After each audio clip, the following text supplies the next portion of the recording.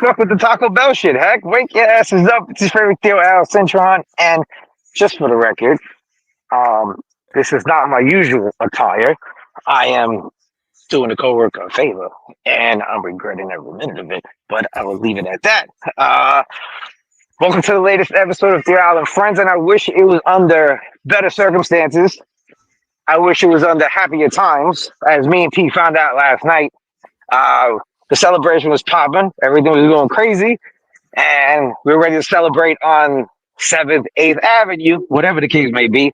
And then the choke job of all mother of choke jobs happened. But before we get into that, let's say what's up to my friend Pete Kennedy. And heck is filling in for Anthony Gallo because he's somewhere in the glory hole. So what's up, fellas? You know what? As long as we can laugh through all this, right? As long as we can still make jokes and have fun, because that truly was one of the most brutal things I've ever seen with my own eyes. It was one of those things where you can't even, like, we're 24 hours later, and I cannot believe what we watched last night. It doesn't make sense. Not only did the freaking Pacers have to go on an all-time run of shooting, the Knicks had to have a few mishaps along the way, but also the Knicks did okay offensively too. It doesn't make any sense, Al. So I'm glad we can laugh, and I'm glad we're here together to get through this until tomorrow. Yeah, for sure. Shout out to Gallo. You know, I'm filling in for him, but it was last night was an emotional roller coaster, right? Because I was working the Yankee game, right, fellas? So I left the game around 4 and the 4th or 5th inning. Went to the bar where I do social media for. I'm texting you guys in our group chat, and then the 4th quarter happens, and then overtime happens, right? So I left the Yankee game early when Jason Dominguez hit a walk-off home run just to watch the Knicks do that choke job, like Al mentioned. But Al, we got a guest backstage, my guy. If you wanna tee it up, announce him, give him a good welcome. All right, Pete, you can handle this one today. I'll let you handle this one today. Why? You don't want to pronounce his last name. I see what you're doing over there. Yeah, damn straight. I see it. I do you. Nah, it's all good. We got our boy. We work with him closely when we see him over at the fan at the station. He's an awesome dude. He's also a national NBA reporter for Clutch Points. Read his articles. They're fantastic. Listen to all his podcasts. They're fantastic. His name is fantastic because it's Chris Persianen, and he's the man. Let's bring him up, Heck. Chris, how did I do?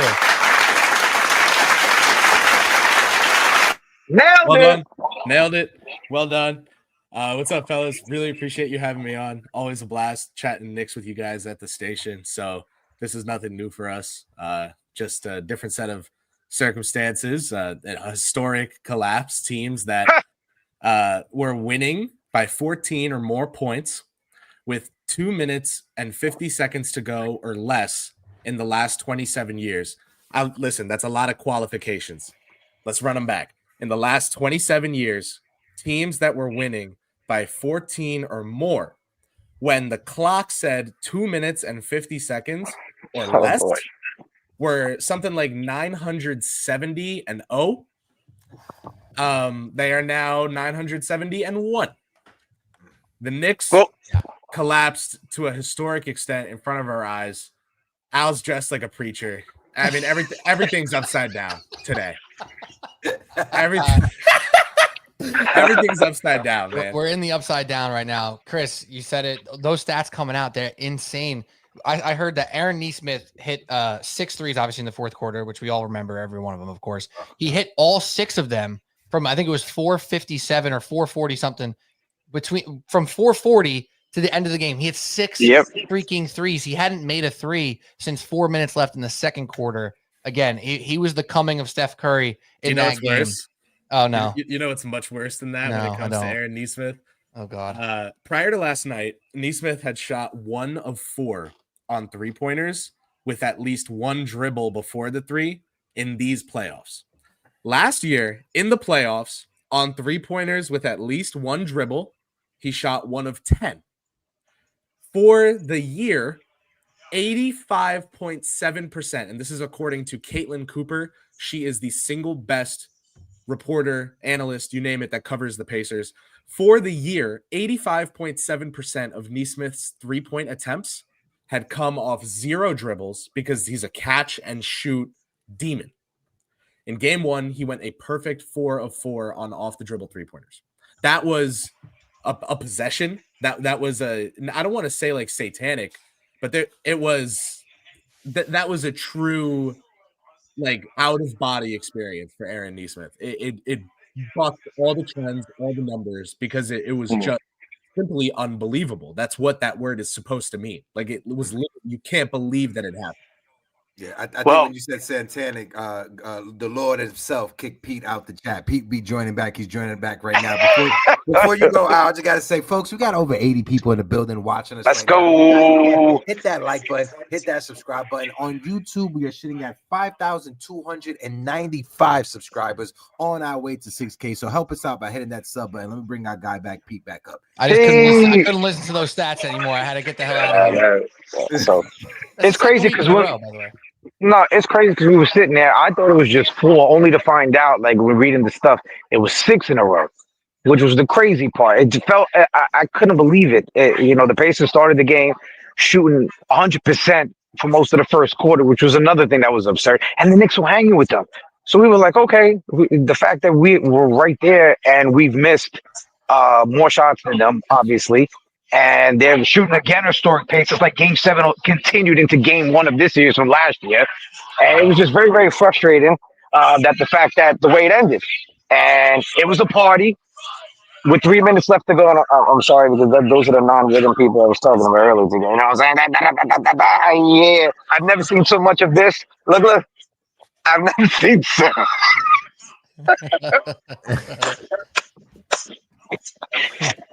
But I was numb when the game was over. I'm sure you were too, Pete. I'm sure you guys were, and you weren't even there. I was numb leaving the building. I was numb in bed. I was numb this morning. I thought it wasn't real. I'm like, did that really happen? And it did happen. And the fact of the matter is that there was so many mistakes from up 9 with 50 seconds left to the Knicks were playing not to lose. It felt like they were playing not to lose instead of to win. Even Brunson, Captain Clutch, 5-point lead with 30-some seconds left. Instead of running the clock all the way down as much as possible, he puts up a shot, giving them 2 possessions extra. Mm-hmm. It was just nonsense. And then it was a kick in the nuts 3 times. It was the comeback. So they tied the game. They made the comeback. Then Halliburton hits the 3. So that's another kick in the nuts. But then it's a 2. So like, okay, it's overtime. Only to have overtime happen for another kick in the nuts. So it was a triple decker. No, we're not talking about porno. We're talking about a basketball game. So that was just absolutely brutal. And then my lifetime being on this earth, 85 years, because Gallo likes saying my old fuck, that was the worst choke job in Knicks history, even worse than the Reggie Miller 8 points in 9 seconds. And I want to add to that because me and Al were talking, obviously there. And then when we got home, like it was raining out. It was literally I wanted to stand out in the rain for like an extra hour. Like that's legit how I felt. I took my dog out. I wanted to stand in the rain. But we were talking about how like, we just did this to Boston, right? Is this how they felt? Is this how Cleveland felt losing to Indiana in a couple of those crazy comebacks? This was actually different, right? This was a different level comeback. The Knicks had these crazy 20-point comebacks against Boston. They were like 6-minute runs, 8-minute runs, full quarter runs, or they started the run in the third quarter and then carried it into the fourth. That's a much different vibe when it's like a long battle, like knife jab, knife jab, knife jab. This was just like, oh, you're fine. Yeah, we shot a shotgun. We missed you. And then bang, blew your head off. That's how it happened that quick. And it felt like that. And Boston aside, Cleveland aside, feeling similar stuff. This was, by the statistics that Chris brought up before, unprecedented. And it really takes us out, which we're going to get into this now, but it takes us out from all the positives that were part of this game. And now it just comes down to truly, can the Knicks put game 1 to bed and show up on Friday night and say, hey, we're down game 1. Doesn't matter if you lose by 3, 30, heartbreak or whatever. It's one game. If they can show up Friday and take care of business, we're back to square one, and we can forget about the freaking travesty that was Wednesday night at the Garden.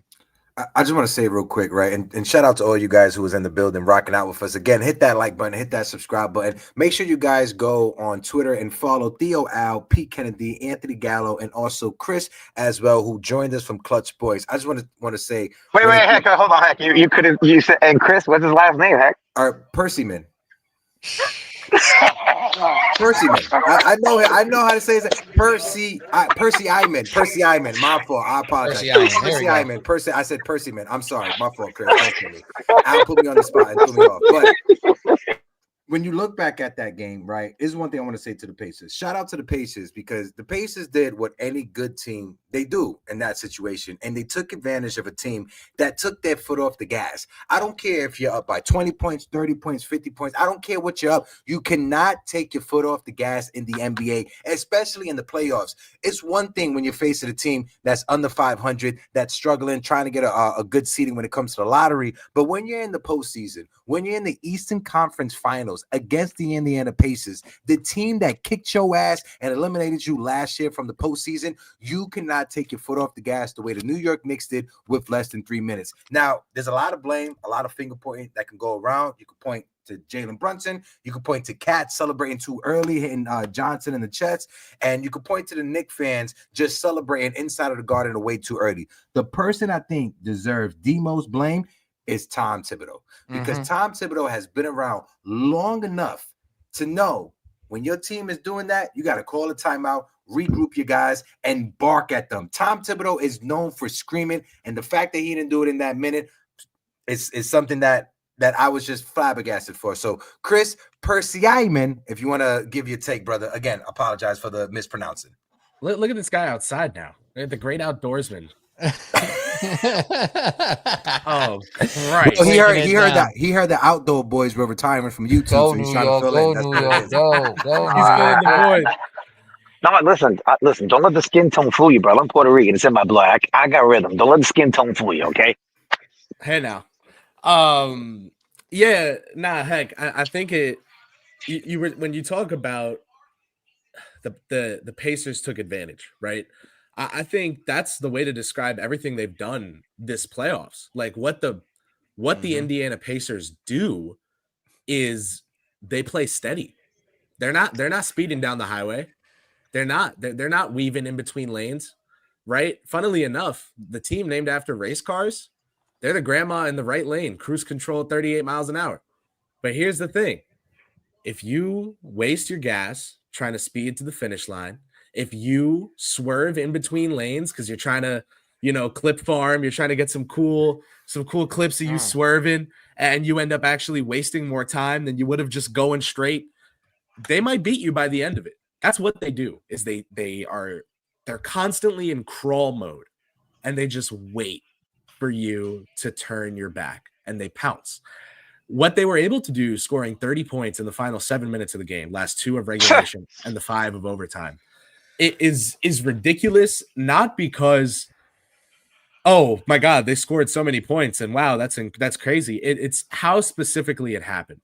And I think, and I spoke about this, I did a live stream right after the game last night, and I spoke about who I thought in the starting lineup the 2 main culprits were defensively for the New York Knicks.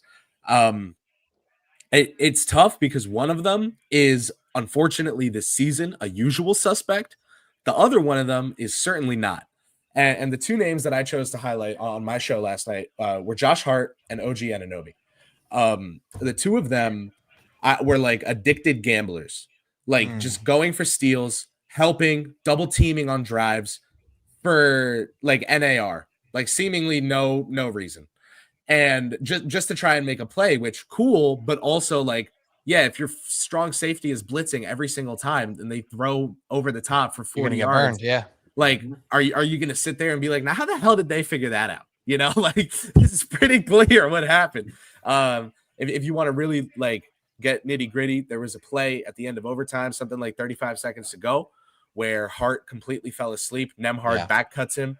And that's how he got that easy layup at the rim. You're wondering, how did a 6'2" guy get a wide open layup? It's because Josh Hart missed him on the cut. OG Anunoby, there is a play, and I promise you this is like real. There is a play from late in regulation where he boxed out nobody. Like he gets down in a stance. You got this. Get up. Show us.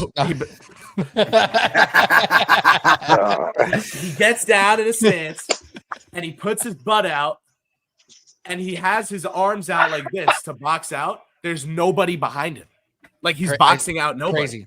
And Siakam literally like like you're messing with your buddies at the bar or something. You tap them on one shoulder and then you're on the other side. Yeah. Yeah, Siakam literally just went right by him, got the ball, and guess who scored down the other end? Like it's just it's Obi Toppin too in OT, same thing. Nobody boxed him out either. Nobody boxed him out. Mitchell Robinson is the Knicks' best defender this playoff so far, and Obi punked him like twice at the rim. So when you look at that from Indiana, I wrote an article for Clutch Points yesterday about how the Knicks' worst lineup is consistently Brunson, Bridges, Hart, Anunoby, Towns, which is a problem. It's a problem. Minus 69, right? They minus 69. That's their starting lineup. Yeah. So Yeah. if last night that starting lineup played 25 minutes and 50 seconds, okay, that the game was 53 minutes long. So 25 minutes and 50 seconds, we'll say is about half. Yeah, half the game. Yeah. Their defensive rating in those I saw this already. minutes You said it. was 167.4. For the kids at home. And the following is rated R. That means they gave up 167 points per 100 possessions on average. Oh, that's so bad. Crazy bad. The final score was 138-135. You guys saw it. And in your clip, Chris, you even said it that the offensive rating for the Knicks was pretty good. They could score. They scored 135 points. What if someone told you before the playoffs that the Knicks scored 135 points in the Eastern Conference Finals and the city of New York was devastated? Yeah, you'd be crazy. like, "What?" That doesn't make any sense. They're giving up 138. Wait, hold on one second. All right, Al. We can't hear you, Al. All right. Can you hear me? Yeah, you hear you now. You're good. You're good. Yeah. Because my lobster crusted salmon is ready, so I have to dip to eat because I'm trying to get the fuck out of here after this. So you guys hold it down. I'm on the fan 9 to 2 Saturday, and then Sunday after the end game till 10 o'clock. That means I'll be on during the first half of the Knicks game. And then afterwards I gotta dip to a bar. But I just want to say this: if the Knicks lose tomorrow, it's a wrap. They're not coming back. It's a wrap. I don't like hearing my TO talk like that, to be honest. I don't like my TO talking like that. But I will tell you this as well. There's nothing like a Friday night crowd, Madison Square Garden. If they're not lifted up, and shout out to you, Chris, enjoy them all night. If they don't fucking show up tomorrow and show out, I have the Knicks by 20 tomorrow, by the way. Last time I guaranteed 4 and I guaranteed 6. I guaranteed 4 and I guaranteed 6 against Boston. The Knicks are winning by 20 tomorrow night. It's gonna be a garden party on a Friday night. We got to go to Indiana to split, and hope Game 5 is the swing game. I'm out. You guys handle the business. TIO Al Friends. Love you guys. I'm gonna eat my fucking rich food because I can't afford this shit at home. Go ahead. You enjoy it. I'm allergic to shellfish, so I can't have that. So have that for me. Pete, it's perfect because after we finish talking Knicks, we can talk anime and shit afterwards. Hell yeah, we'll talk some Marvel. I think Chris is locked in too. We could do Andor season 2. Yeah, that's what I'm there we go. about. Chris is locked in. Get Al's ass out of here. I'm actually watching season 1 of Andor with my girlfriend, so she can get caught up before we start season 2. That's good shows. No, it definitely is. But there's one clip that I just want to show real quick, and I'll throw it right back to you, Pete. This happened. I'm not sure if you guys saw this, and somebody shared this on social media. This is Brunson, Towns, this is Anunoby on the bench. And Anunoby and Towns are arguing. It gets to a point where you'll see Brunson come and stop OG from getting up. And then after that, Towns says something that makes Brunson get up and yell at him. So here's Brunson. You're going to see him stop OG from getting up and messing with Carl. Look, see, there you go. Now watch Brunson get up like someone lit a fire under her. And you see what I'm talking about? I should be doing play-by-play for this. You guys, Brunson angry at Towns. I have not seen this actually.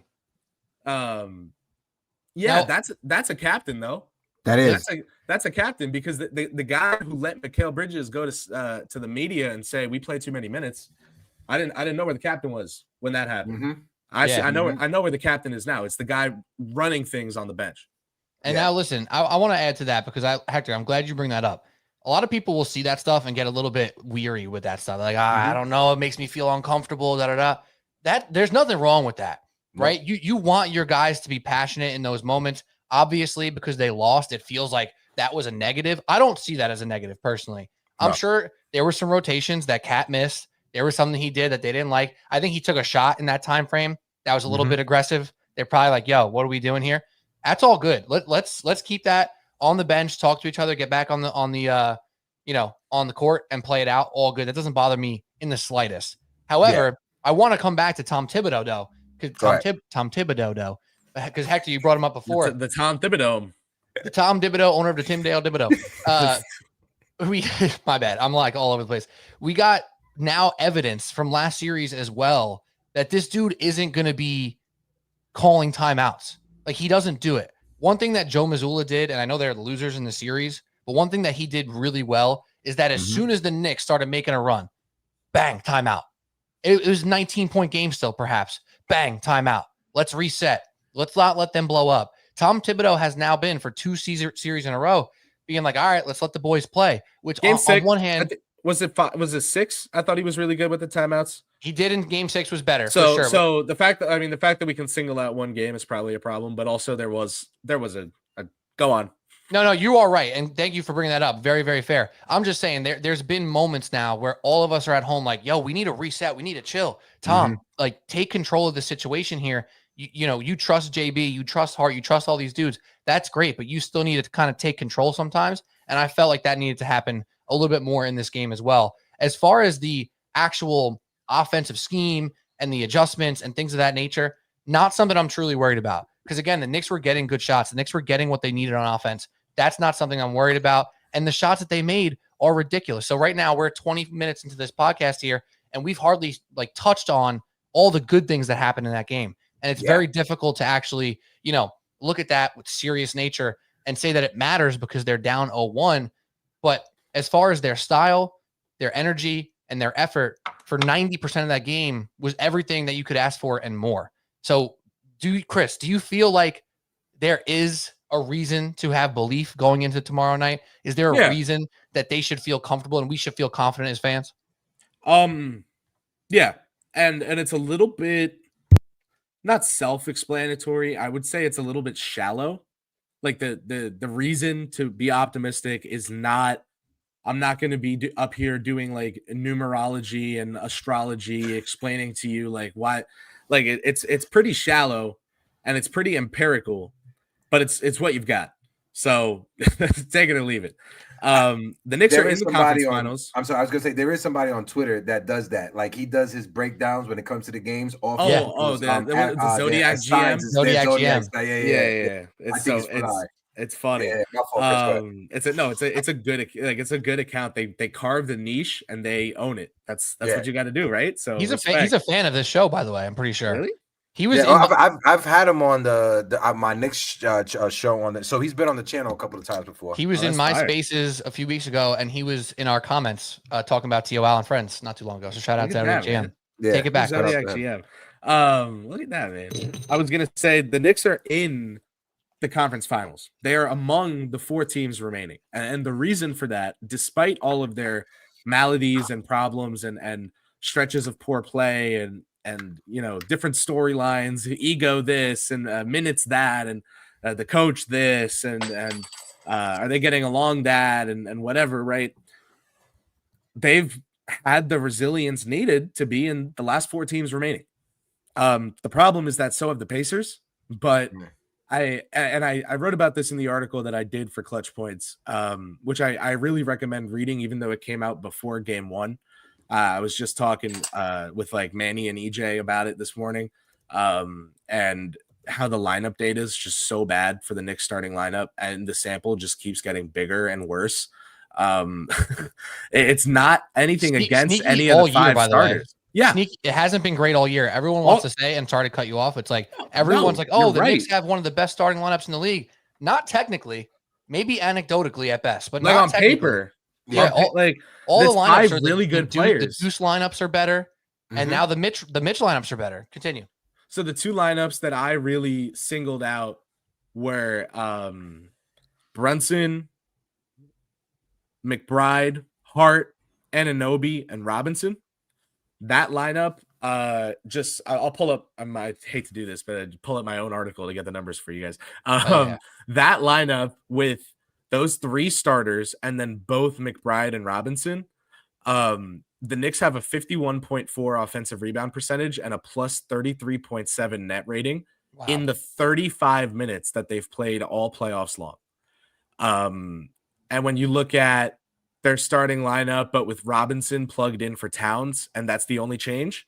They actually play at a faster pace than the Pacers starting lineup, and they have a positive net rating, a plus 2.3 net rating.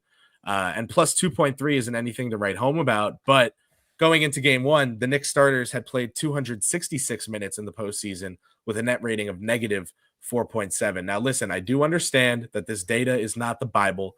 I do understand that you can't just look at a team's net rating and be like, better, bad, ooh, elite, whatever. Like, you need to use the data to confirm what your eyes are showing you. And what I see is a team that has 5 players in its starting lineup that are integral to the team's success, and a team that plays consistently its worst basketball. And I'm not saying the basketball they play is so clockwork orange, like eyes peeled open, abhorrent. But my point is more so like it's their worst basketball. Mm-hmm. And they do it for half of every game. And there's no like legal obligation to do that. They're just not playing as well as they could be.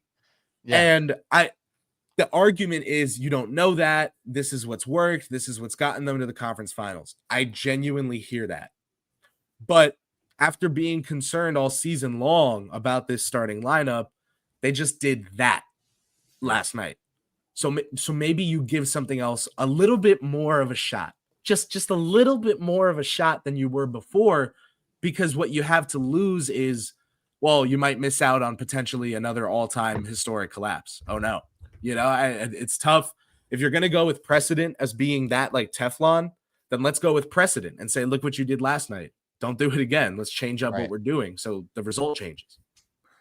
If I can real quick, Pete, I want to shout out the chat before we continue, right? So I like to drop the music. Shout out to my guy, Jonathan, who's in the building. Nostalgic Nick, how you doing, brother? My guy, A. Becker, how you doing? Christian Castillo, we got David Gonzalez in the building. Barlow, I love that name, Barlow. My guy, Future Knicks is in the building. And of course, like always, hit that like button, hit that subscribe button. We are listening to TIO Al and Friends. We got Pete Kennedy, got your guy, Hector Beauchamp, and I guess Percy Einen from Clutch Points, Clutch Sports. I'm always fucking shit up. You know, it's the dyslexia that gets the best. Clutch Sports is LeBron's agency. Yeah, clutchpoints.com. is the website. Yeah, clutchpoints.com. I almost had it perfect, but it's confusing though because Clutch Sports is spelled with a K. With a K, so people like associate it more strong. And I was also going to drop that. You know, I work for LatinoSports.com, so make sure you guys check out Latino. You know Rob. You know Rizzo. Yeah, Rizzo, right? Yeah, that's my guy. Rizzo. Yeah, Rizzo's my guy. I've covered a lot of Mets games and college games at the same time as him. He's a great dude. Fire. Yeah, I got to catch you at Citi Field. I do a lot of both City and Yankee Stadium. I just want to say I don't want to sound like the old man screaming from the porch. So maybe you guys can help walk me through this conversation that we're about to have right now. Was it too it took me a while to realize this, but I'm kind of glad what happened in those last 3 minutes happened, because why are we partying too early? There should be no reason we're partying too early. I know boomer sides are like saying, don't touch the money. There should be no reason we're partying way too early. You got less than 3 minutes. Why are people on 7th Avenue already moving the barricades and telling cops to move out the way? You got Fat Joe on the sidelines chirping at Tyrese Halliburton. This is what happens. And every time the Knicks are in a position where we're about to come out of mediocrity, we do something, whether it's the fans or the players or the coaching staff or the fans on the sideline, they do something to embarrass us and we get smacked down to reality. Am I a little bit outside the box, Pete?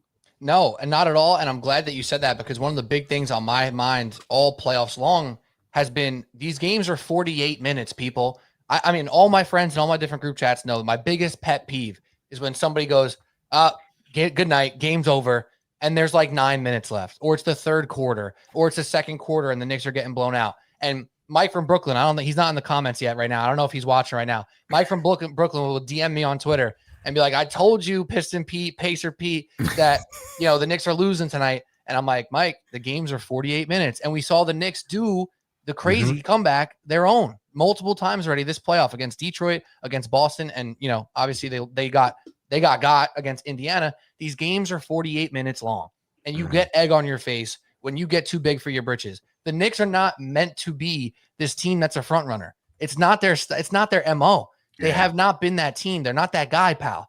Right? They're a team that have been playing tight, and they're the team that's supposed to be the best in these late fourth quarter moments. They were in unprecedented territory in this game one. And that's not an excuse. That's just reality, right? They have not been in a position where they have the 10-point lead going late in the fourth quarter, and now their backs are against the wall all of a sudden. They haven't been the team against other than against Detroit, where they're truly favored to win one of these series that is super high intensity. So it's different. These are 48-minute games. They are 7-game series. So I am sick and tired of fans always, good night, this game's over. All right, this series is over. Move on. Oh, you're going to beat Detroit. Who cares? You're going to lose against Boston. We don't know what's going to happen. We don't know. Just because the Knicks lose game one, it don't mean they're losing game two. Just because the Knicks, if they win tomorrow, it don't mean they're winning game three, people. This is playoff freaking basketball.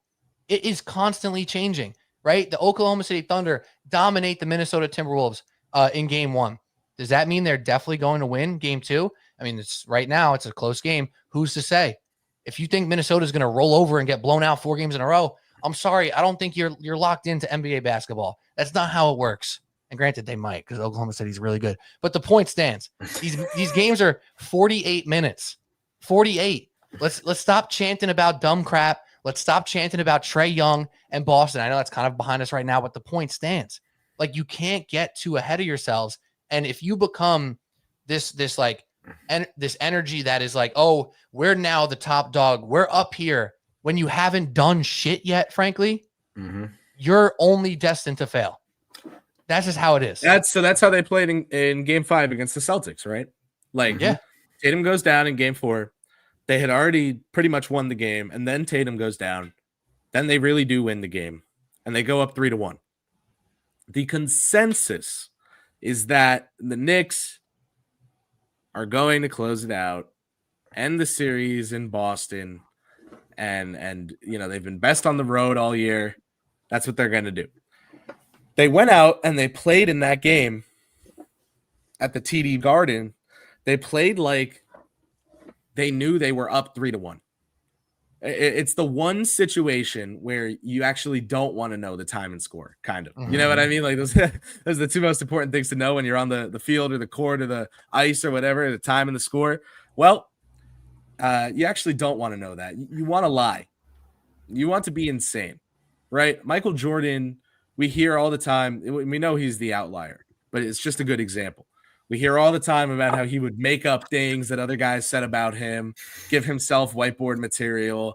Be like, you know, it'd be like if I was at the radio station, like Pete's telling people my rejoins are bad.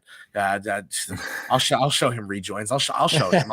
like a genuinely like psychopathic behavior. But it drove him to be elite, which is all he ever wanted, was to be the greatest. And the Knicks, I don't think it's crazy for Knicks fans to be disappointed when the team doesn't show anything close to that killer instinct. Evan and Tiki opened their show with this right after game 5. Evan opened the show by saying the Knicks did not show the killer instinct needed to make a deep playoff run. Now, the literal next game, they threw a party at Madison Square Garden. That was a party, not a basketball game. That was like, I made this comparison, but you guys saw Sinners? Yeah, I love it. I love that movie. So that game 6 at the Garden with all the old Knicks there, from King to Melo, from Clyde, I already know what you're gonna say. Yep. to Marbury, was like the scene where they conjure the spirits with the music, and you have everyone from like the ancient African tribes to hip hop, like rappers and artists. That was that feeling for me. It was a reminder that time is linear in real life, but it can be so beautiful if you think of it otherwise. And look at all this Knick history existing at one time in such a big moment. And they showed the resistance. They showed the killer instinct. They showed that when New York City's heart is full of passion for the Knicks, it just creates something larger than life.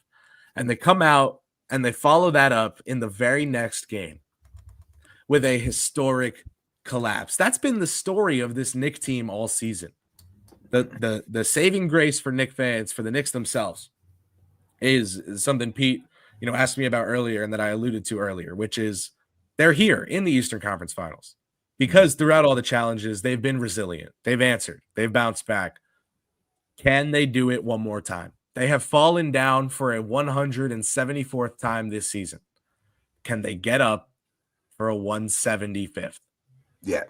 Yeah. And like Pete said earlier, right? When you haven't won anything since the 70s, right? And I make this joke, right? 1972, 1973 was the last time the Knicks won a championship. My mom's wasn't able to have a bank account because the Fair Banking Act wasn't passed in this country. That's how long ago it's been since the Knicks won a championship. So again, like I said, Pete, I'm glad, not like glad like I was rooting for it, but yeah, we lost. It sucked. But I'm kind of glad the last 3 minutes happened just to bring Knicks fans down to reality and say, let's calm down. Relax. I know we've never been here, but let's act like we know how to act, right? Like there's a famous quote from Kobe: "Job's not done. Shouldn't be partying. Got 3 minutes left. There should be no reason why we're partying on 7th Ave. Should no reason why we're partying in the Garden when the job is not done." And when I was leaving Yankee Stadium yesterday, because I left early just so I could go to the bar to watch this, I left the Jason Dominguez walk off. I had some Yankee fans chanting "F Trey Young." I'm like, what are we doing? What are we doing? What are we doing? What are we doing? Yeah, and I think like when you really think about that game one, there's a chance we look at it and say, "Wow, that was it. That was the end of the 2025 Knicks." But there's also a chance that it becomes history, and history in a way where we forget about it, right? Because they have a chance, man. They have a chance to go out and win game 2, and now we're back to a place where I kind of expect them to be anyway. I expected them to split at home these first 2 games. That was my prediction before the series. Didn't expect it to happen like this. I also expected them to win game 1, lose game 2. Guess what? That don't matter. Now it only matters for this team to show up and show what they're about, right? And this is like the stuff that you think the coaches are talking about, the players are talking about, our backs against the wall, let's show up and show out. The one thing that we know for sure is that the Indiana Pacers are not scared. The Indiana Pacers, they elevate late in games. And Tyrese Halliburton, who has become enemy number 1 for Knicks fans, I know I said it last week on TIO Al Friends, he's really freaking good, man. He's awesome. He plays a great style of basketball that inspires all of his teammates to play a great style of basketball. So, yeah, we hate him. He's enemy number 1. Aaron Nesmith, he might be enemy number 1 if we're being real. But this team is really good, man. And all the people out here, we got the Pacers now. We're good. We're favored. That was wrong from the get-go. That was not the right attitude to have. And I tried to tell everybody on TIO Al Friends. And, yes, I picked the Knicks to win the series. And I'm still picking the Knicks to win the series. In fact, I placed money on them plus 140 on DraftKings to win the series today. Because yesterday before the game, they were minus 150 or whatever the hell it was. They're right here. It's all good. 48 minutes, 7-game series. So what are they going to do now? And I expect Jalen Brunson to come out and play great. I expect Tom Thibodeau to push some more buttons with Mitchell Robinson and Deuce McBride because they're playing freaking good basketball. Now, do I think he's going to make a massive overhaul, a massive change? No. And he probably shouldn't because they should have won that game. You can't lose what happened for 44 minutes because of the Final Four. So you have to kind of be balanced here in your approach. You have to be reasonable in your approach. But those minutes from Mitch and Deuce were super real. They're legit, and they work in this series. I was going to say that there's a difference between 4 minutes and small sample size theater, which I think both because of small attention spans, which I don't think are people's fault. I think that's like societal. And also because of, I would say like the way that we talk about things and things in the news kind of appear and they're the biggest deal in the world. And then we don't care by the next day. Like we kind of forget some of these performances a little quickly now. Very quickly. Like, is it kind of interesting to you guys at all that people still bring up bubble Jamal Murray as much as they do? Like, because everyone was at home watching. So, of course, we all remember it. But in a world where so many of these games are just being experienced through like checking highlights on social media and whatever, the Knicks have like a unique opportunity that has not existed before in NBA history to just erase this Nesmith game and erase this Knicks collapse and erase this Pacers comeback. Because if the Knicks hit a big shot, or they to win game 2, or they win game 2 by a bunch of points, you're objectively forced to kind of throw a lot of your takes that you were loading up there out the window.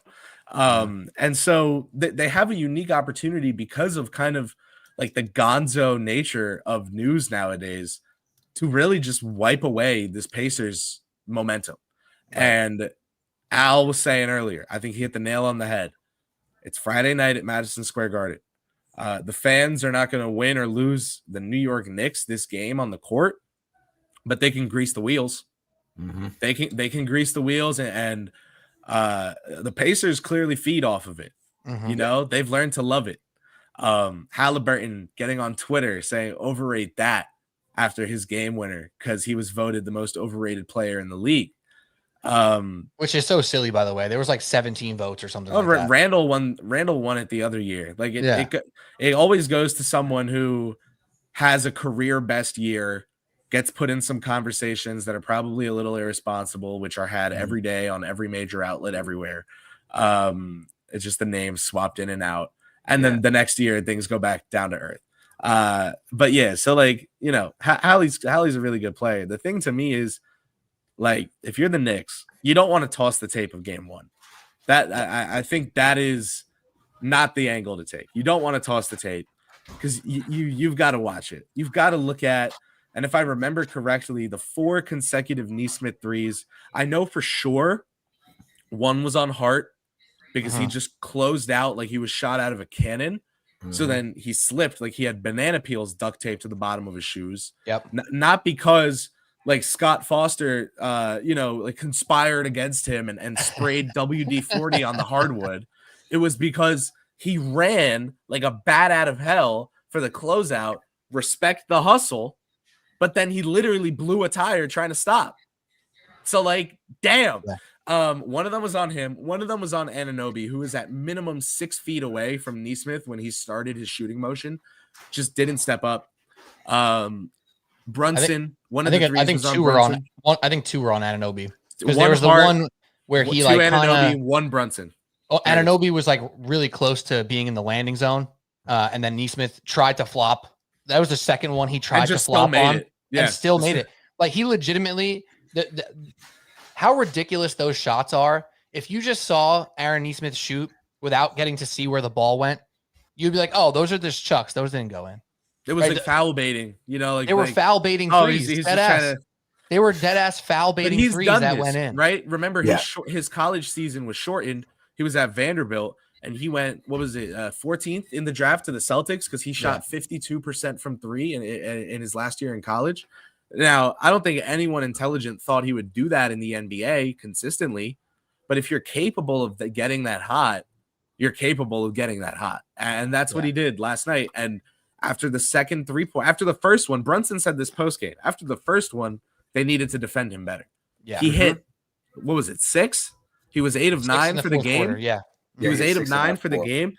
So forget after the first one, right? After the second, third, fourth, fifth, there at no point did the Knicks play acceptable defense in the last 7 minutes of the game, 5 of overtime, 2 of regulation, and that's a problem. Because when your whole thing is offense and your offense is working well and you scored, again, 135 points in a game in overtime, that's really good.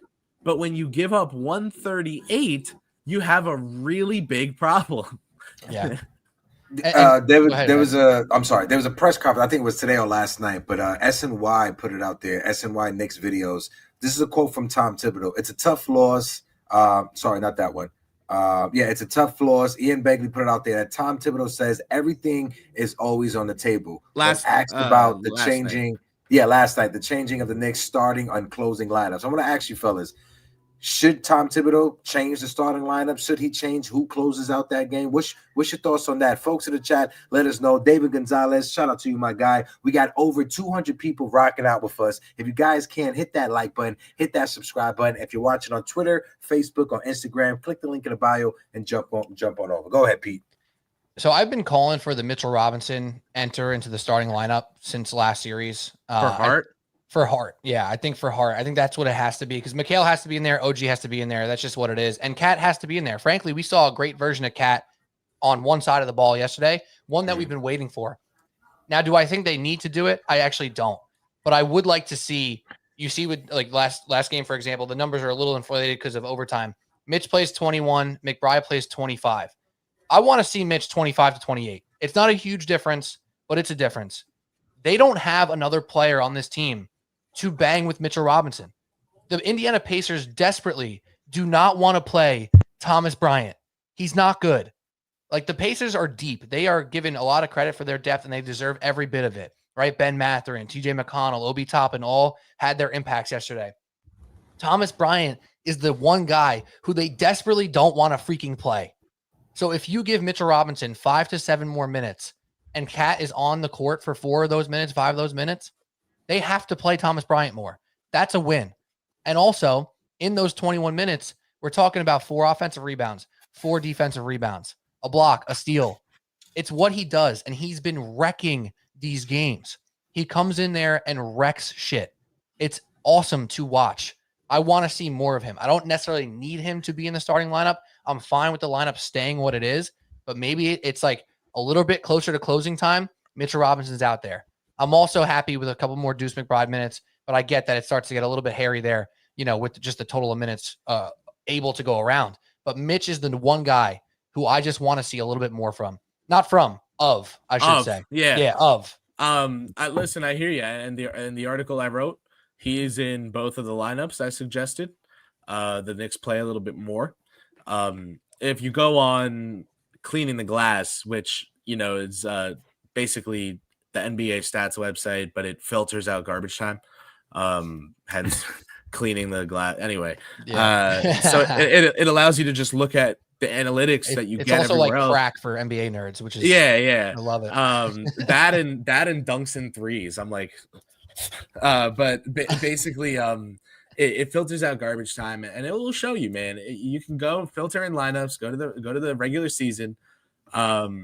The Knicks starting lineup played more possessions than any other lineup in the NBA by over 400.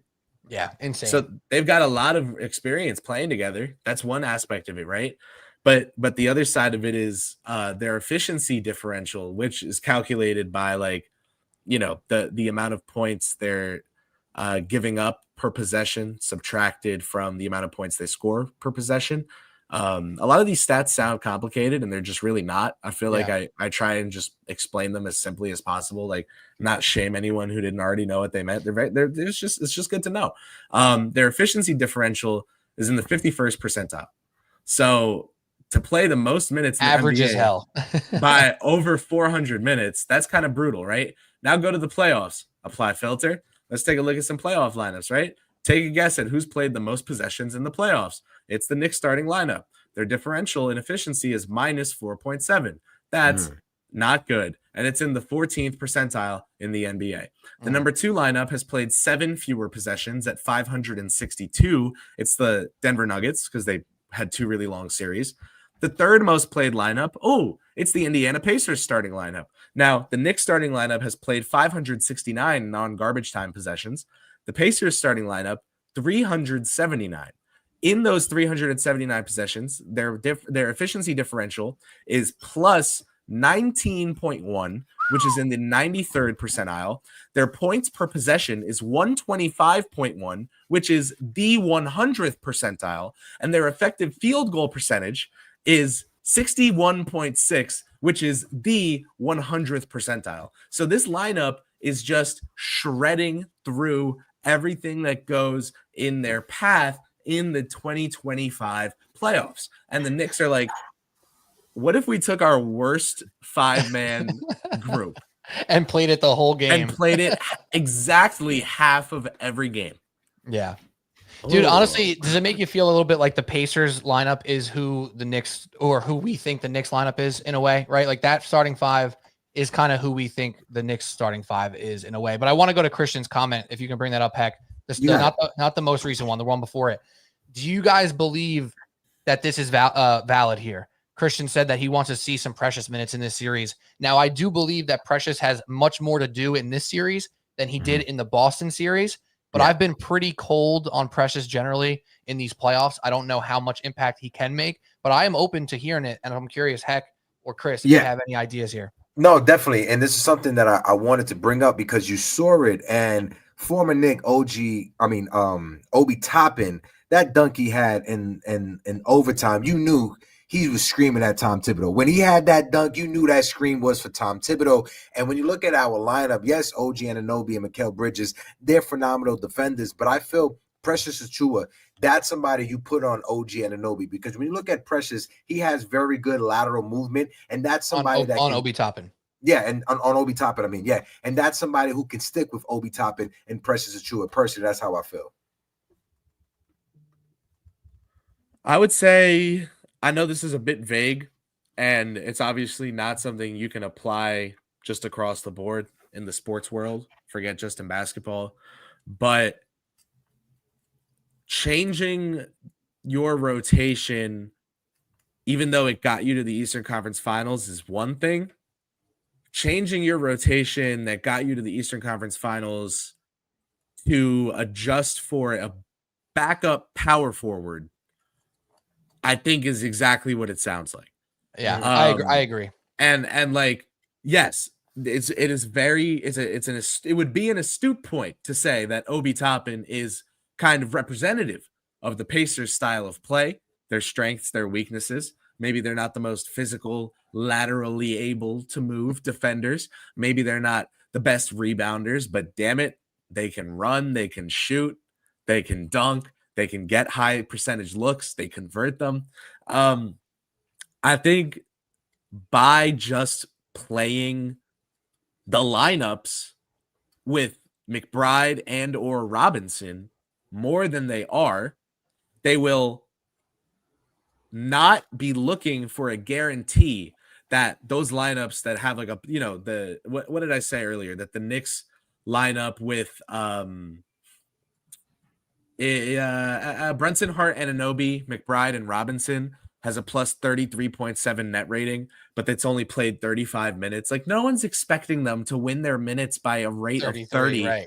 Nobody's expecting that. But we should probably see that lineup a little bit more. But the starters are losing their minutes for the third round straight. But let me add this, Chris, because one thing I'll say, just because the numbers are small sample size, just to play devil's advocate here a little bit, those are probably a little bit outsized by getting their doors blown off in a few Celtics games.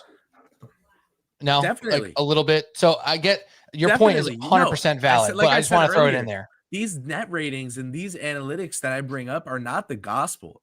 Yeah. But when you see a lineup continue to struggle and then you go to the nitty gritty, and I'm here trying to translate the nitty gritty into like very simple stats and terms, and it's very clear that the Knicks, despite being in the Eastern Conference Finals for the first time since 2000, are not playing their best basketball.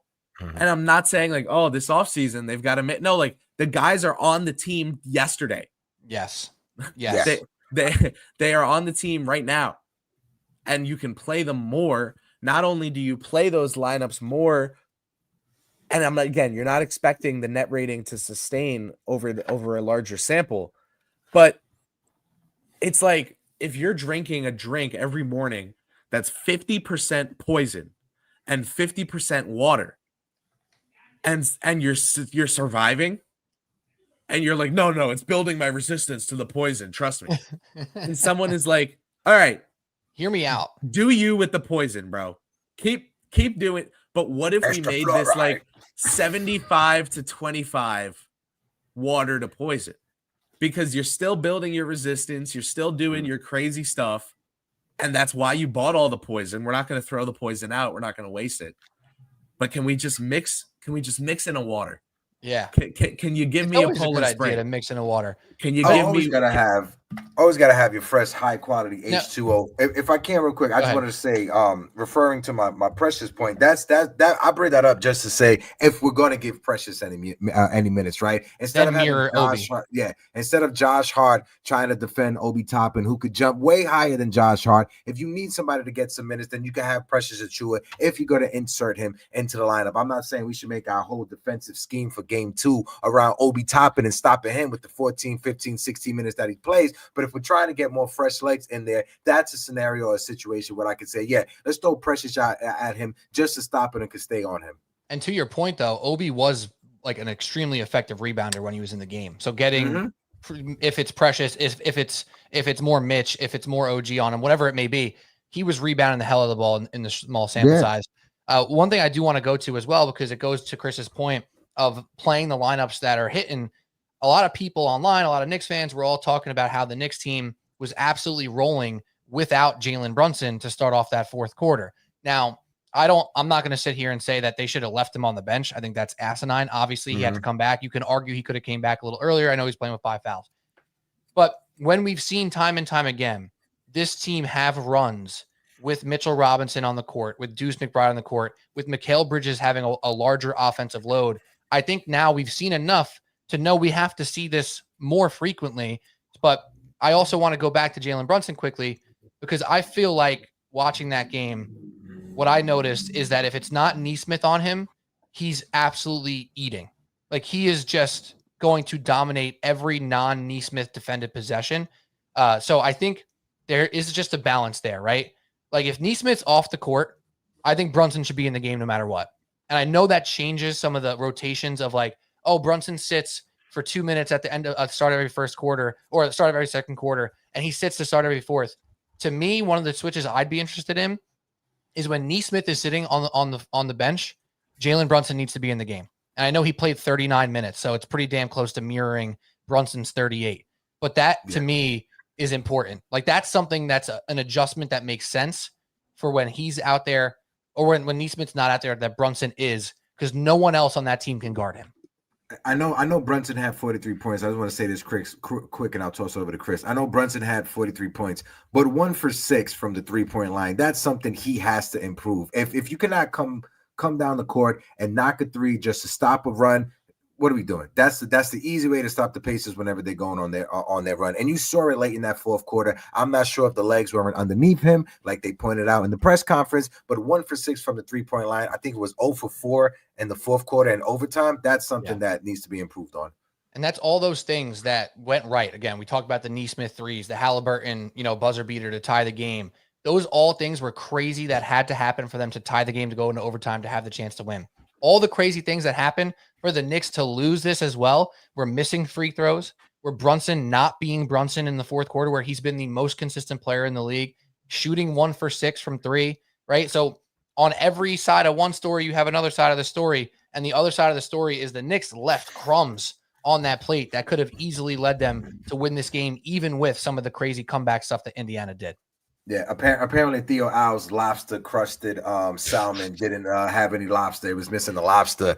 Fellas, before we get ready to wrap things up, right? Let's talk about key moments. Let's talk about what do the Knicks need to do when it comes to locking in strategy wise going into game 2 against the Indiana Pacers, which is in the Garden, which we know is going to be crazy and hectic. What you guys thinking?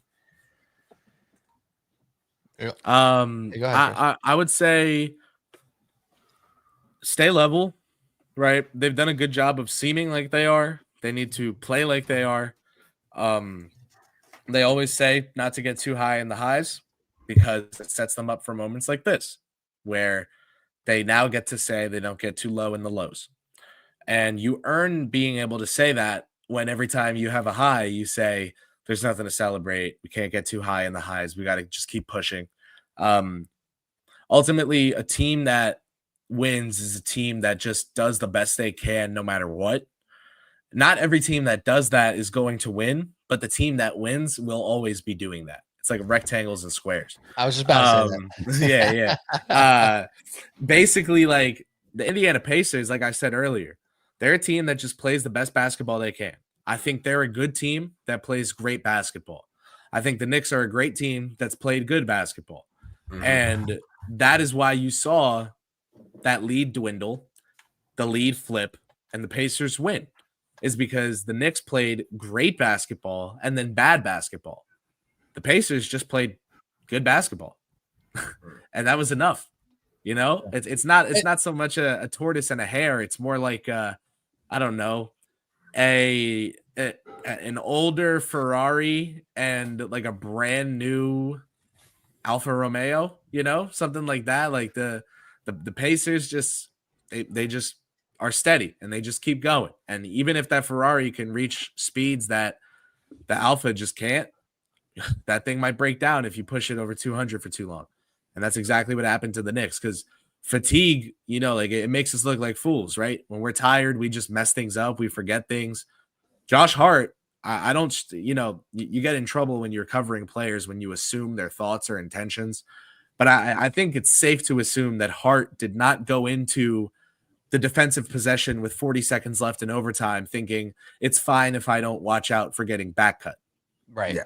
I think he was in his 44th minute of playing, and something slipped through. And literally Andrew Nemhard slipped through behind him and got open in the paint. And that was the easiest 2 points Indiana saw all night. So the Knicks need to do a couple things strategically. Heck, I would say they all kind of tie in together by playing McBride and Robinson more, Hart a little less. They don't have to play Hart under 36 minutes in any game for the rest of their lives. They don't have to play him under 38. But instead of constantly matching his, they don't have to play him more than 38 minutes. Yeah. They don't have to play him under they don't have to do anything with him. True. But Thibodeau consistently treats him as just as important as Brunson. They play the same amount of minutes in every game when neither's in foul trouble. And I just think that while Josh is a better player than Deuce McBride, and Josh, I believe, you know, overall probably a better player than Mitchell Robinson, but Mitchell Robinson has been so elite at what he does and so elite at not doing the things he's not elite at that he might just be like the one-stop shop, like center, you know, you're getting, you know what you're getting, but you're getting it great. So maybe those two are about as good as each other. By playing McBride and Robinson more, you also get to play Hart less. Hart is not like some terrible player. This is my real point here. It's not like he's some bad player that you are trying to get off the court. It's that when the five starters are on the court at the same time as they've been for half of their possessions in the playoffs, as they were for half of the team's possessions in game one, they play not great. And the Knicks are better than that, and they can be better than that. And it's not to be Boone here, but like it's literally right in front of them. It's literally right in front of them. And they just got to lean into it. So that strategically, heck, that's what I would say. No, it's a great point. They're not like it's not in his contract that he has to play as many minutes as the top player on the team. Like he doesn't have to do it, right? So I'm totally with you, Chris. It's a great point. And frankly, for as good as he is, he's not a superstar. He's not this like guaranteed lock-in amazing game guy. And maybe if he plays 33, 32 minutes, 30 minutes, you get a higher level of Josh for 30 minutes, right? A more efficient Josh for 30 minutes. And that's on the table as well. Quick shout out to Subway to Shay and to Shay Parking Lot in the chat right now. Shay Parking Lot, our guy Positive Jeff out in Tucson, Arizona, our guy getting back on the Knicks train, which I love to hear. Some people are like, oh, why are you jumping on? No, jump on. Let's go. Jump on and enjoy it because he was a Knicks fan a long time. And correct me if I'm wrong here, Jeff, but now he's back on the Knicks train because he wasn't watching tons of Knicks recently. Welcome back. I say welcome with open arms. But Chris, I am all in lockstep with you. I want to see more Deuce and more Mitch. And I always go back to this just because it brings a sense of reality. And sometimes us in the New York market, we get so bogged down on ourselves where we hear the fan, we hear the national media, talking heads, all the big stuff. That's noise. Sometimes reality is the Knicks are still 5.5-point favorites to win game 2. Yep. That's objective, right? Vegas is not in the business of making someone feel nice and making you feel like your fanhood is good because your team's going to win according to them. No, they're in the business of setting the right line.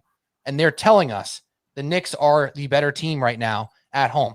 Now, my guess is when they go to Indiana in game 3, not knowing the outcome of game 2, that's going to be close to either Knicks minus 1.5, minus 2.5. Maybe you get the Pacers plus 1.5, minus 1.5, minus 2.5. But that's going to be the range. They're telling us the Knicks are better. We watched the Knicks be better for 44 minutes. And Chris is talking about how consistent the Pacers were. I agree with that in their demeanor and their attitude and their style. But they also struggled for a portion of that game because they were down by 20 damn points. So they weren't perfect. So you have to capitalize on that. And you can't take it for granted. Because just like the Knicks did it against Boston, I was just did it to you. Never mind. That's what I was gonna say. Right? And it comes down to it being that simple sometimes. This team is ready to cut your throat no matter what time of the game it is. Just like you should be ready to do the same, just like you just did to the Boston Celtics last series. So that's it. You cannot allow mistakes. Oh, mistakes. Shoot. If you give your opponent mistakes, what happened? I messed up Jeff's story. Here we go. He was a Nets fan. Oh, boo. Now I feel bad that I was welcoming you in. No, I'm kidding. It's all good. You're still welcome. You're the man. Oh, my God. Shout out to Shade Parking Lot. Positive Jeff that is in the chat. Folks, if you guys can hit that like button, hit that subscribe button. What I was going to say is you cannot allow mistakes allow people to get back in the game, right? This is something that we brought up when we was talking about the World Series and the Yankees. The mistakes that the Yankees made allowed the Dodgers to capitalize, and the same thing in that fourth quarter last night. Within the last 3 minutes, you make mistakes. The team, these are professional basketball players. This is a professional team in the NBA. They are going to take advantage of mistakes. They are going to take advantage of the situation if you take your foot off the gas and you decide to celebrate. I want to see more intensity from the Knicks. I want to see more Mitchell Robinson and Deuce McBride minutes out there on the court, like Chris was pointed out. I want to see OG Anunoby and Jalen Brunson give it to Karl Anthony Towns the way they did in that huddle and tell him, my man, that lazy defense you're playing, you can't do that in the postseason. You can't do that in the Eastern Conference Finals against the Indiana Pacers, right? So those are the things that I want to point out. Like Chris was saying earlier, more Deuce, more Mitchell Robinson, because that is when you look at the numbers, our best defensive lineup is with Deuce and with Mitchell Robinson are out there on the court together. And to add to that, I want to see more Twin Towers. I don't know how many minutes were played with Mitch and Kat on the court. I like them. Chris, do you like those minutes so far? Yeah, they were not great against Boston because of their personnel. Right. And the spacing. Indiana is closer to that style of personnel than Detroit was. Detroit was the series to hammer those lineups home, and they just didn't.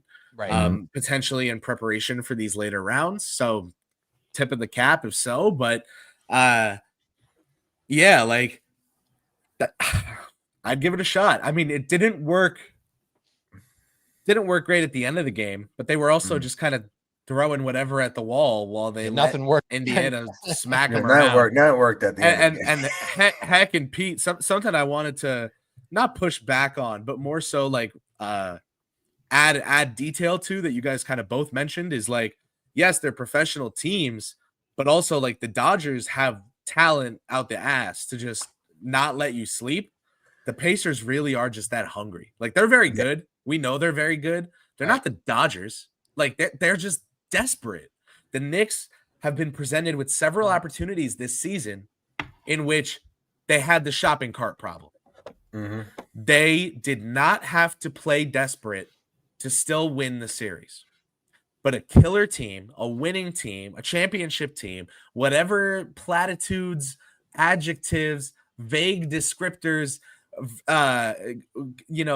coach speak, code switch, whatever you want to be doing, they didn't have it.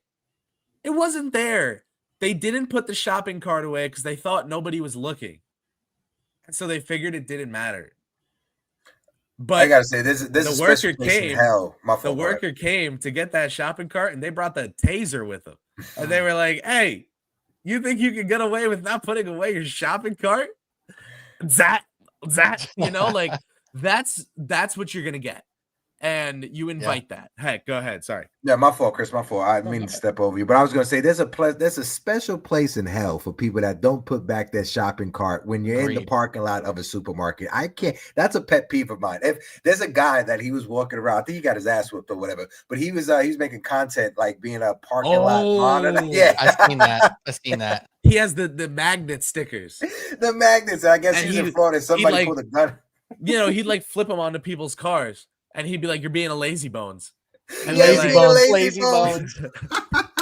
Yeah. But no, Yo. like you said, Chris, that's a great analogy about not putting the shopping cart back. I gotta tweet that like now before someone steals that, or someone go steal that because I'll deserve it, right? Because I didn't Yeah. pounce on my opportunity when it was in front of me. Just like Yeah. the Knicks didn't How take about that? their advantages. How Yeah. about that? I'm so yeah. excited though, man. I'm pumped for Friday night. Like Same. Friday night, I'm gonna be with some family, be with some friends. I'm gonna be with a couple of Sixer fans. Ugh, yuck. Ugh. But I will say this: my two Sixer fan friends who I will be with on Friday night for this game, they are sneakily like kind of okay with this Knicks team, which I find shocking. Maybe they're outliers, maybe they're just being good friends to me. But I'm so pumped for this game. I really do have a belief in my gut right now, and I'm not the TIO Al predictor where I come out here and guarantees and and seem to always bet on my team. If Al's hearing this, he'll be so pissed. He'll be like, "Nah, I make real predictions." But he'll be saying the Knicks are going to win, and he goes 10 toes down. Respect. But I really have a confidence in the Knicks playing a very good brand of basketball on Friday night, and I think they're rightfully favored by 5.5, and I think they get the job done. Same. I'm going to be with Dexter Henry and Brian Fonseca. I'm going to be doing the Shout watch along out. with them at Oh, the that's New York fire. Post tomorrow. Yeah. So I'm looking forward to that. Make sure you guys, if you guys are watching us, make sure you guys tap in. Follow me, Uptown Sports TV, on all social media platforms. Follow our guy Pete Kennedy as well on all social media platforms. Al Cintron, TIO Al, and of course our guy Anthony Gallo, who's not here. But look what Gallo gave me when we was at Yankee Stadium. Yeah. So shout out. He gave me the Gohan Dragon that's Ball fire. Z Fire. Funko Pop. Yeah. So shout out to my guy Gallo for that. Love that man for sure. Chris, anything you want to plug before you get out of here, before we wrap things up? Yeah, absolutely. My article on clutch points, I just think lays out a lot of the data that I shared. And it does it in a way that like I think is easy enough to understand where you don't feel like you're drowning in numbers. I also immediately after last night's game, I went live and I just did an hour solo taking comments, questions. There were 1,100 people in the chat. It was crazy. Hey. It was a great time, and I'm going to keep that up. So not after game 2, because I will be covering game 2 at Madison Square Garden, but the away games, 100% will be going live after them if I'm not working at the station. Yeah, dude, that's great stuff. By the way, I was watching some of your stuff. I don't know if you put out clips or I was just popping into the full I thing. put out one clip with the defensive rating part. That was the one I saw. That was such a standout, like bad number. Like anyone knows that giving up a rate of 167 points is just like really bad. Like you can't. No one, because you know what it is. You inherently know that you're not scoring 168. Yeah, Like you know you're not outscoring that, and then look at what they lost by 138, 135. Again, you told New York City before the first round that they'd be devastated after the Knicks scored 135 points in the Eastern Conference Finals. They'd be like, "Oh, what happened? Like we blew them out, but Brunson got hurt at the end." right. Like, no, you lost. Like Straight up. Golly, I was sleeping, last night I'm having nightmares of that ball bouncing up to the top of Madison Square Garden and falling in from Tyrese Halliburton. That's crazy. But if the Knicks have any pride, if these dudes are as real as we think they are not going to let Tyrese Halliburton continue to get away with this. And if you're listening and not looking at me right now, I'm doing the choking symbol, the Reggie Miller right now. I don't want to see none of that. I don't want to see it anymore on Madison Square Garden's court. And it's up to the New York Knicks to not allow that to happen. You have what it takes to stop that in its tracks. So freaking do it. But on plugs, I'm going to go with my Subway Sports Talk. As always, Subway Sports Talk on Apple Podcast app, Spotify, YouTube as well. This is actually live on Subway Sports Talk Twitter right now. I forget that we always do that there as well. So Subway Sports Talk, check it out. I'm doing episodes every week talking Knicks, and baseball's taking a back burner just a little bit because the Knicks are in the freaking Eastern Conference Finals. But we'll be talking baseball as well, obviously, on that front. So shout out to Heck as always. Shout out to Al and Gallo and Chris. Thank you, man. This was a blast. Always a pleasure to talk to You you. got to do this again, Chris. Thanks for having me. Yeah, man. Like I said, this is basically just like when I get off my network shift and I just go bother Pete in the studio. Yeah, it's the and we best. talk Nick and we talk Knicks and for we like mess 30 with Pete minutes. McCarthy. Yeah. Oh my god, dude. Our guy Pete McCarthy. We're gonna shake and bake in him someday soon. Nah, that's awesome. That's awesome. Listen, fellas, I enjoyed having this conversation. I definitely do. We got to wrap things up. Like always, guys, make sure you guys hit that like button, hit that subscribe button. Make sure you guys follow all the shows that we're watching, like Andor. I started watching that new Walking Dead with Maggie and Negan. I'm looking forward to finishing that one. I'm behind on a few episodes because I've been busy going back and forth from the stadium. One thing I got to say is if you guys are going to Madison Square Garden, if you guys are going to Yankee Stadium, Citi Field, if you guys are going to go, just be careful and just have fun out there. There should be no reason why people are just acting a fool, getting super drunk, getting hurt, or anything like that. Go out there, enjoy the city, point blank, period. But until then, Pete, what's your line? Wash your ass? Yeah. Question mark? Wash your, you know what? No. Wash yes. And we out of here. Deuces.